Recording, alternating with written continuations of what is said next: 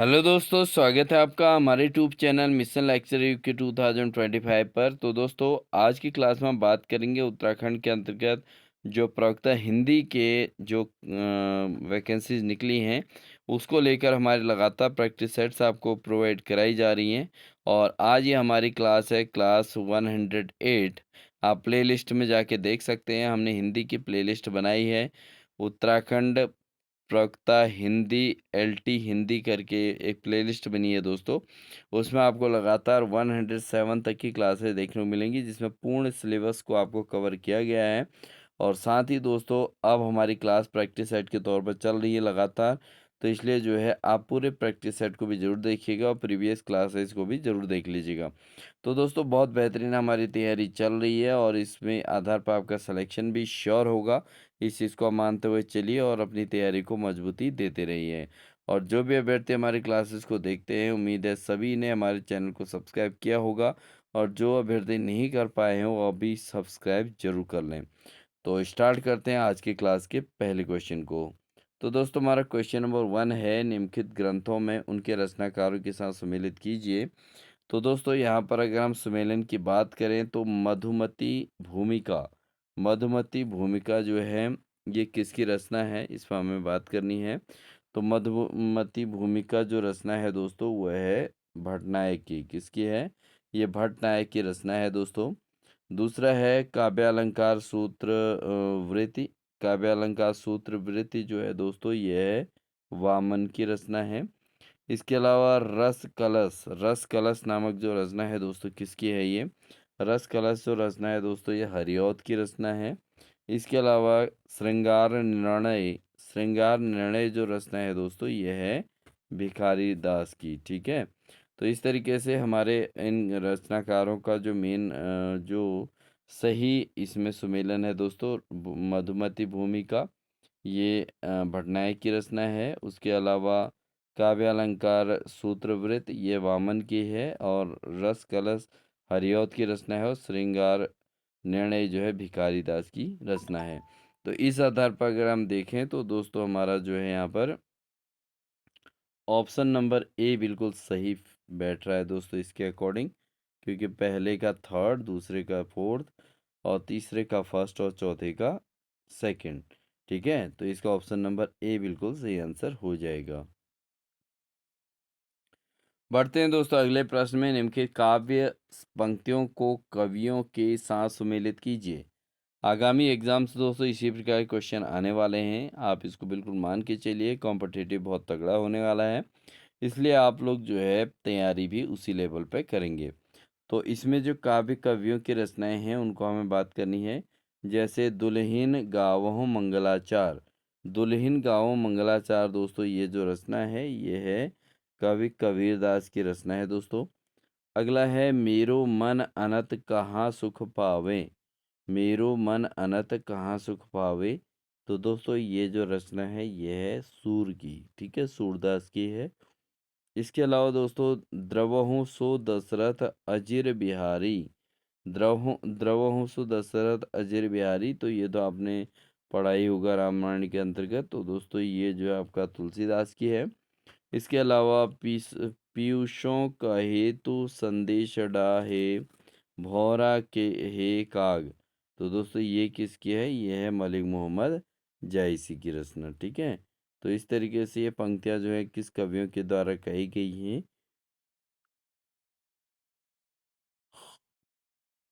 तो इस आधार पर देखें तो दोस्तों, इसका जो है ऑप्शन नंबर डी इसका सही आंसर बनेगा। क्योंकि डी में जो है इस आंसर के अकॉर्डिंग आपका ए का दूसरा, बी का तीसरा, सी का चौथा और डी का पहला। ठीक है। तो ऑप्शन नंबर डी इसका बिल्कुल सही आंसर हो जाएगा।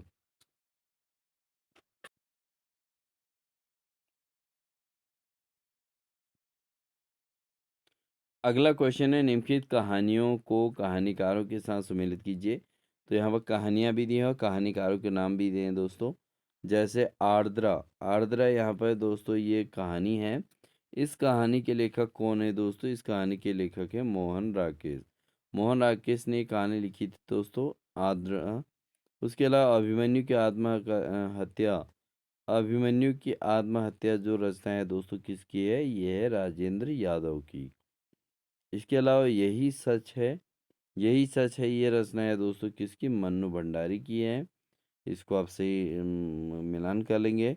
और उसके अलावा दोपहर का भोजन जो रचना है दोस्तों ये किसकी है, अमरकांत की रचना है।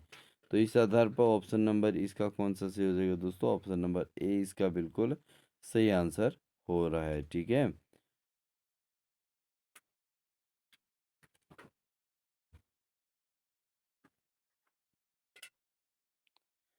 अगला क्वेश्चन है दोस्तों, निम्नलिखित आत्मकथाओं को उनके लेखकों के साथ सुमेलित कीजिए। तो यहाँ पर जो आत्मकथाएं उनको लेखकों के साथ सुमेलित करना है। जैसे दोहरा अभिशाप जो आत्मकथा है दोस्तों किसकी है, ये है दोस्तों कौशल्या वैसंतरी। ठीक है, दोहरा अभिशाप नामक जो आत्मकथा है इसके लेखक हैं कविता कौशल्या वैसंतरी। ठीक है, अगला है दोस्तों जूठन। जूठन किसकी रचना है दोस्तों, यह है ओम प्रकाश वाल्मीकि की ये रचना है दोस्तों। उसके अलावा अगला है अपने अपने पिंजरे जो रचना है दोस्तों राजेंद्र यादव की है।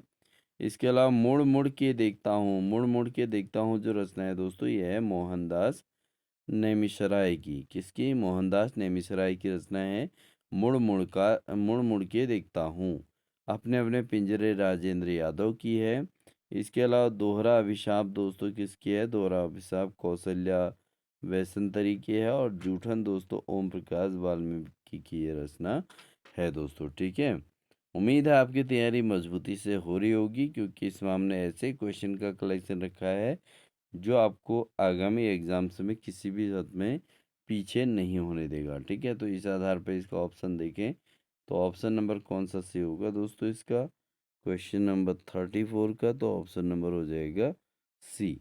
ठीक है, तो ऑप्शन नंबर सी इसका बिल्कुल सही आंसर है, क्योंकि पहले का तीसरा, दूसरे का चौथा, सी का पहला और डी का दूसरा, तो ये ऑप्शन इसका सही आंसर हो जाएगा। अगला प्रश्न है दोस्तों, निम्नलिखित पात्रों को उपन्यासों के साथ सम्मिलित कीजिए। तो पात्र भी दिए हैं और उपन्यास भी दिए हैं। जैसे डॉक्टर प्रशांत दिया है दोस्तों। अब डॉक्टर प्रशांत के जो उपन्यास है वो दोस्तों क्या है, वह है मैला आंचल। किसकी है, मैला आंचल है डॉक्टर प्रशांत की। तो यहाँ पर दोस्तों जो प्रशांत हैं उनके ये जो पात्र हैं, डॉक्टर प्रशांत दोस्तों मैला आंचल के पात्र हैं। और मैला आंचल जो रचना है वो है फणीश्वर नाथ रेणु की। ठीक है, फणीश्वर नाथ रेणु की ये रचना है। इसके अलावा जो वशिष्ठ वर्षा वशिष्ठ जो है दोस्तों ये किसके पात्र हैं, ये हैं कस्तूरी कुंडल बसे। ठीक है, इसके पात्र रहे हैं। सॉरी, मुझे चाँद चाहिए इसके पात्र रहे हैं दोस्तों किसके, मुझे चाँद चाहिए इसके पात्र हैं वर्षा वशिष्ठ। इसके अलावा दोस्तों जो मंदा किसके पात्र हैं, ये हैं ईदन ईदन नमम। ठीक है, ईदन नमम के ये पात्र रहे हैं मंदा। ठीक है, इसके अलावा जो विपत्ति किसके पात्र हैं दोस्तों, ये हैं पागल कुत्तों का मसीहा। पागल कुत्तों के मसीहा जो है इसके पात्र रहे हैं। ये जो उपन्यास पागल कुत्तों के मसीहा नामक उपन्यास है इसके पात्र है विपत्ति। ठीक है दोस्तों, तो इस आधार पर अगर हम देखें तो इसका जो सही आंसर होगा दोस्तों वो हो जाएगा आपका ऑप्शन नंबर बी। क्या हो जाएगा, ऑप्शन नंबर बी इसका सही आंसर हो जाएगा। अगला प्रश्न है दोस्तों, निम्नलिखित संस्मरणों को उनके लेखकों के साथ सम्मिलित कीजिए। तो दोस्तों संस्मरण है और उनके लेखकों के साथ उसको सम्मिलित करना है। ऑप्शन है मील के पत्थर, वे दिन वे लोग, चेतना के बिंब, या स्मृति कण। तो इसे अगर सम्मिलित करें मील के पत्थर को दोस्तों, ये है राम वृक्ष बेनीपुरी की रचना है। इसके अलावा वे दिन वे लोग जो हैं दोस्तों ये शिव पूजन सहाय की रचना है। ठीक है, वे दिन वे लोग। ठीक है, ये संस्मरण है और इनके लेखक ये हैं। ठीक है, तो मील के पत्थर नामक जो संस्मरण लिखा है दोस्तों, वो रामवृक्ष बेनीपुरी ने लिखा है। वे दिन वे लोग जो संस्मरण है दोस्तों, इसके लेखक हैं शिव पूजन सहाय। इसके अलावा चेतना के बिंब जो रचना है दोस्तों, इसके लेखक हैं डॉक्टर नागेंद्र। और इसके अलावा स्मृति कर्ण जो है, इसके रचनाकार हैं सेठ गोविंद दास। तो इस आधार पर चलें तो दोस्तों यहाँ पर इसका ऑप्शन नंबर डी इसका बिल्कुल सही आंसर हो रहा है। ए का पांचवा, बी का चौथा, सी का पहला और डी का तीसरा। तो ऑप्शन नंबर डी इसका बिल्कुल सही आंसर हो जाएगा। क्वेश्चन है दोस्तों, निम्नलिखित ग्रंथ को उनके लेखकों के साथ सम्मिलित कीजिए। तो ग्रंथ और उनके लेखक दिए हैं। तो यहाँ पर दोस्तों अगर हम बात करें शैली विज्ञान की भूमिका, तो शैली विज्ञान की भूमिका जो ग्रंथ है दोस्तों, इसके लेखक हैं रविंद्रनाथ। कौन है दोस्तों? रविंद्रनाथ द्वारा लिखा गया है शैली विज्ञान की भूमिका। अगला है दोस्तों शैली विज्ञान जो है, इसके कौन है, इसके लेखक कौन है? शैली विज्ञान के लेखक हैं दोस्तों सुरेश कुमार। ठीक है, सुरेश कुमार द्वारा ये लिखित ग्रंथ है। अगला है शैली विज्ञान और भारतीय काव्य शास्त्र। तो इसके जो रचनाकार हैं दोस्तों, लेखक जो हैं वो सत्यदेव चौधरी हैं। और अगला है शैली विज्ञान का इतिहास। शैली विज्ञान का इतिहास नामक जो रचना है तो ग्रंथ है, इसके लेखक है पांडेय शशिभूषण सुतांशु। ठीक है, तो ये इनके चारों आंसर हो जाते हैं आपका सही। ठीक है दोस्तों, बढ़ते हैं अगले प्रश्न की ओर। अगला प्रश्न है दोस्तों, आलोचना पद्धतियों को आचार्यों के साथ सम्मिलित कीजिए।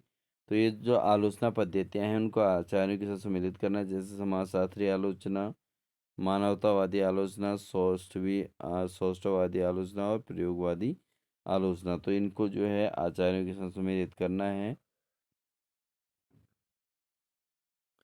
इसमें दोस्तों समाजशास्त्री आलोचना जो है, इसके जो रचनाकार हैं दोस्तों, वह हैं रामचंद्र शुक्ल।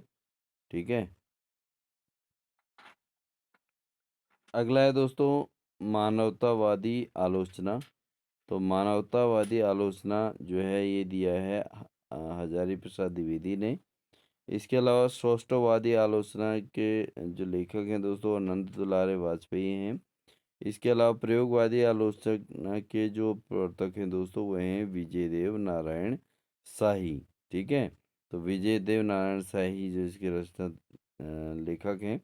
इसके अलावा हजारी प्रसाद द्विवेदी ने दोस्तों यहाँ पर मानवतावादी आलोचना लिखी है। और सौष्ठववादी आलोचना के लेखक नंद दुलारे वाजपेयी हैं। और साथ ही दोस्तों समाजवादी आलोचना के लेखक हैं रामचंद्र शुक्ल। ठीक है, तो ये थे दोस्तों ये क्वेश्चन।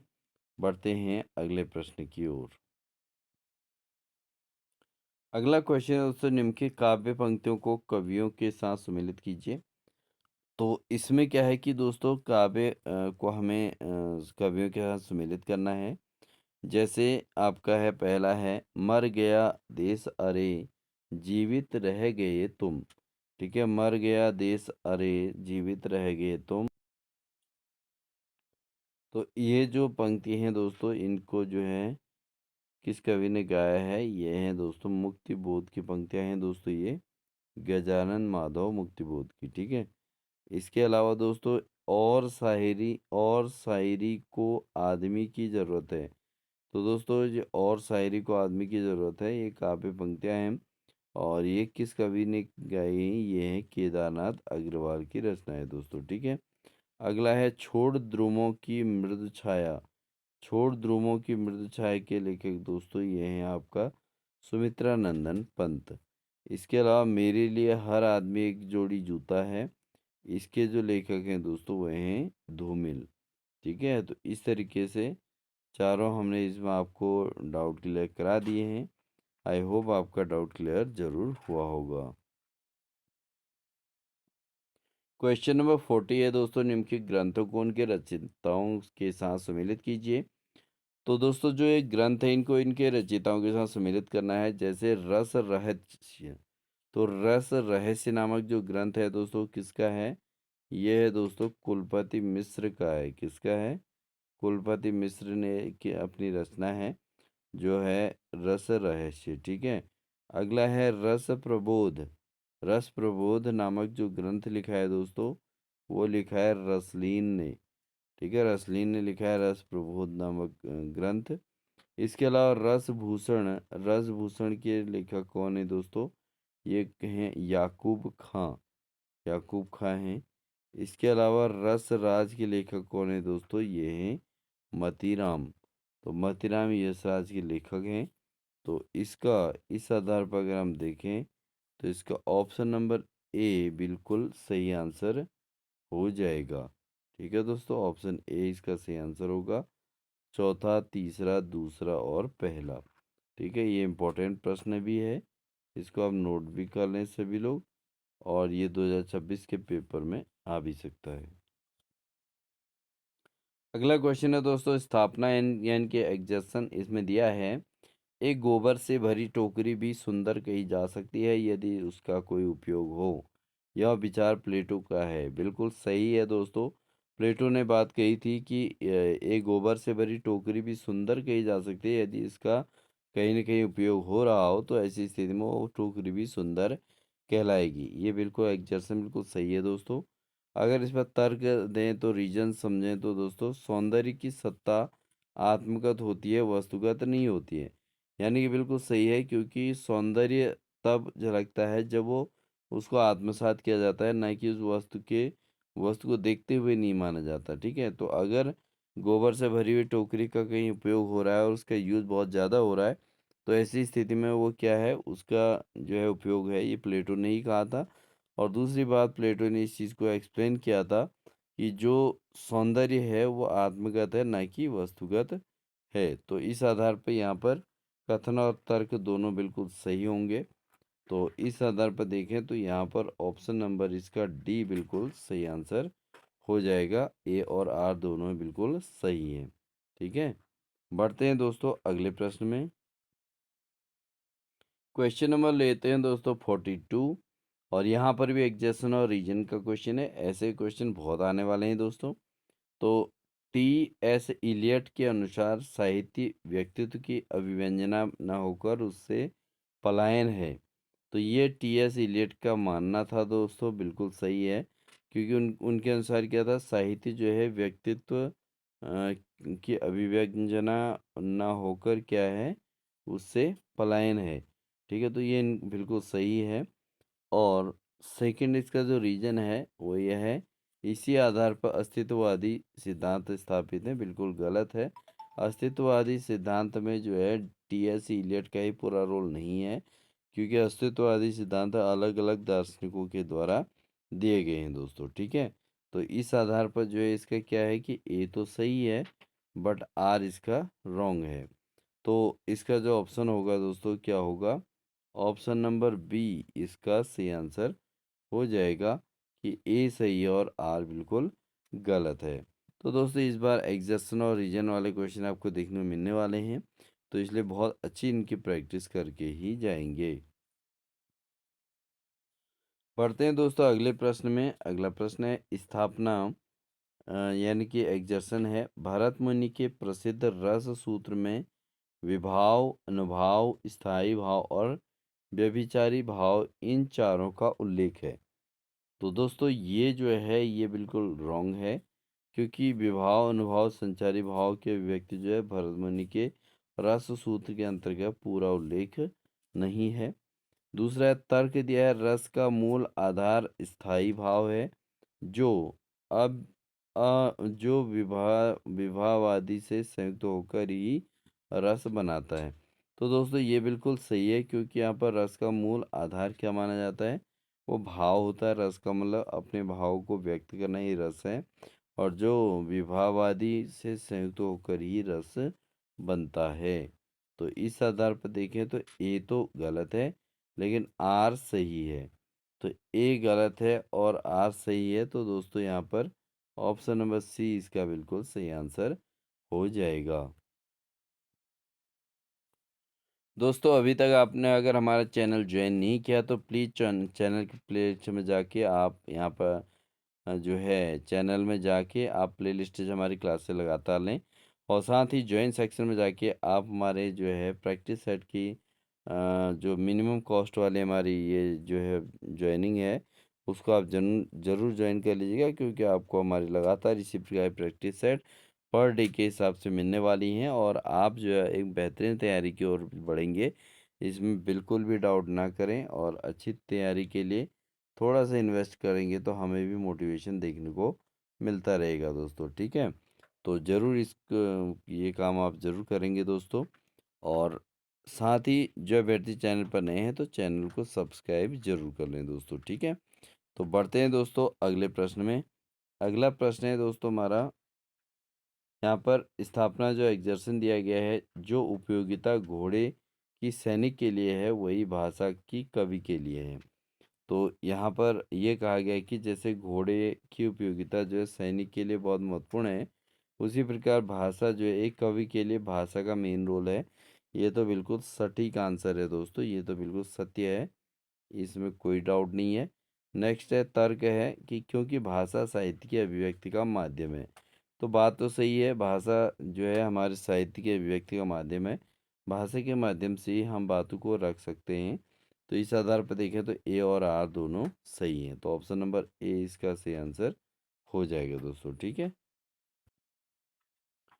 पढ़ते हैं दोस्तों आज की क्लास के अंतिम क्वेश्चन की ओर। आई होप आपने हमारे चैनल को जरूर सब्सक्राइब कर लिया होगा। तो दोस्तों यहाँ पर 45 हमारा स्थापना है, मूल्य की व्याख्या के लिए न तो भावात्मकता की आवश्यकता होती है और न ही तात्विकता की आवश्यकता होती है। तो यहाँ पर दोस्तों अगर किसी भी मूल्य की व्याख्या करते हैं तो उसमें भावात्मकता की आवश्यकता भी होती है और तात्विकता भी आवश्यकता होती है। तो यहाँ पर ये ना होने की बात कही गई, इसलिए ये कथन गलत है। और इस पर तर्क दें तो दोस्तों इसके आधार पर रिचर्ड्स ने मूल्य सिद्धांत की स्थापना की थी, बिल्कुल गलत है। तो ये भी बिल्कुल गलत है। तो इस आधार पर देखें तो दोस्तों इसका ऑप्शन नंबर डी इसका रॉन्ग आंसर हो जाएगा। तो ये दोनों जो है ए और आर दोनों गलत हैं। तो डी इसका ऑप्शन सही हो गया। लेकिन मेन पॉइंट समझिए कि एग्जर्सन जो है मूल्य की स्थापना के लिए न तो भावात्मकता की आवश्यकता होती है और न ही तात्विकता की आवश्यकता होती है, बिल्कुल गलत है। दूसरा, इसके आधार पर रिचर्ड्स ने मूल्य सिद्धांत की स्थापना की थी, ये भी बिल्कुल रॉन्ग है दोस्तों, ठीक है। तो आई होप आपको हमारी क्लास समझ में आई होगी दोस्तों।